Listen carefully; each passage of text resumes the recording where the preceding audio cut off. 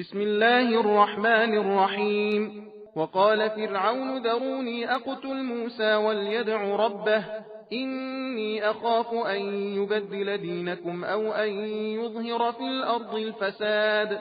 وقال موسى إني عذت بربي وربكم من كل متكبر لا يؤمن بيوم الحساب. وقال رجل مؤمن من آل فرعون يكتم إيمانه أتقتلون رجلا أن يقول ربي الله وقد جاءكم بالبينات من ربكم وإن يك كاذبا فعليه كذبه وإن يك صادقا يصبكم بعض الذي يعدكم إن الله لا يهدي من هو مسرف كذاب. يا قوم لكم الملك اليوم ظاهرين في الأرض فمن ينصرنا من بأس الله إن جاءنا. قال فرعون ما أريكم إلا ما أرى وما أهديكم إلا سبيل الرشاد. وقال الذي آمن يا قوم إني أخاف عليكم مثل يوم الأحزاب مثل دأب قوم نوح وعاد وثمود والذين من بعدهم وما الله يريد ظلما للعباد. ويا قوم إني أخاف عليكم يوم التناد يوم تولون مدبرين ما لكم من الله من عاصم ومن يضلل الله فما له من هاد. ولقد جاءكم يوسف من قبل بالبينات فما زلتم في شك مما جاءكم به حتى إذا هلك قلتم لن يبعث الله من بعده رسولا كذلك يضل الله من هو مسرف مرتاب. الذين يجادلون في آيات الله بغير سلطان أتاهم كبر مقتا عند الله وعند الذين آمنوا كذلك يطبع الله على كل قلب متكبر جبار. وقال فرعون يا هامان ابن لي صرحا لعلي أبلغ أسباب السماوات فأطلع إلى إله موسى وإني لأظنه كاذبا.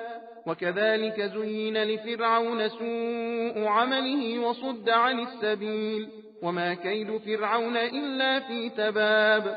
وقال الذي آمن يا قوم اتبعون أهدكم سبيل الرشاد. يا قوم إنما هذه الحياة الدنيا متاع وإن الآخرة هي دار القرار.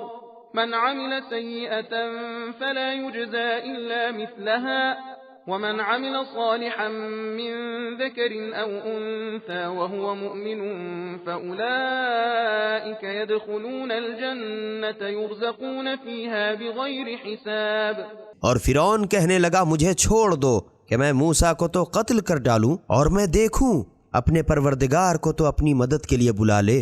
भाइयों, मुझे अंदेशा है कि मबादा तुम्हारे दीन को उलट पलट कर डाले या मुल्क में फसाद पैदा कर दे। और मूसा अलैहिस्सलाम ने कहा कि मैं तो हर मुतकब्बिर से जो हिसाब के दिन क़यामत पर ईमान नहीं लाता अपने और तुम्हारे परवरदिगार की पनाह ले चुका हूँ। और फिरौन के लोगों में एक ईमानदार शख्स हिस्कील ने जो अपने ईमान को छुपाए रहता था लोगों से कहा, क्या तुम लोग ऐसे शख्स के कत्ल के दर पे हो जो सिर्फ ये कहता है कि मेरा परवरदिगार अल्लाह है, हालांकि वो तुम्हारे परवरदिगार की तरफ से तुम्हारे पास मोजिज़े लेकर आया है। और अगर बिलफर्ज ये शख्स झूठा है तो उसके झूठ का वबाल उसी पर पड़ेगा। और अगर ये कहीं सच्चा हुआ तो जिस अजाब की तुम्हें ये धमकी देता है उसमें से कुछ तो तुम लोगों पर ज़रूर वाक़े होकर रहेगा।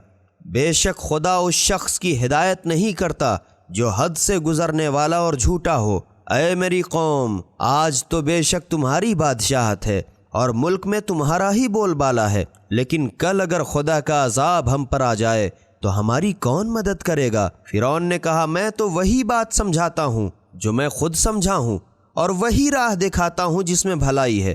तो जो शख्स दरपर्दा ईमान ला चुका था कहने लगा, भाइयों, मुझे तो तुम्हारी निस्बत भी और उम्मतों की तरह रोज़े बद का अंदेशा है। कहीं तुम्हारा भी वही हाल ना हो जैसा नूह अलैहिस्सलाम की कौम और आद और समूद और उनके बाद वाले लोगों का हाल हुआ। और खुदा तो बंदों पर जुल्म करना चाहता ही नहीं اور اے میری قوم، مجھے تو تمہاری نسبت قیامت کے دن کا اندیشہ ہے، جس دن تم پیٹھ پھیر کر جہنم کی طرف چل کھڑے ہوگے تو خدا کے عذاب سے تمہارا کوئی بچانے والا نہ ہوگا، اور جس کو خدا گمراہی میں چھوڑ دے تو اس کا کوئی روبراہ کرنے والا نہیں۔